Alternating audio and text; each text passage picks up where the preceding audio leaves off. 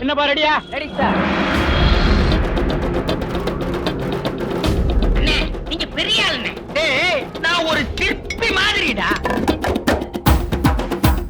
Complete நீ method.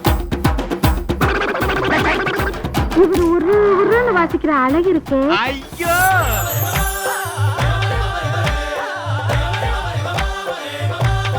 நீங்க அடிச்சுதான் ஜனங்க பாத்துருக்காங்க. நான் அடிச்சா ஜனங்க ஏத்துக்க மாட்டாங்கண்ணே.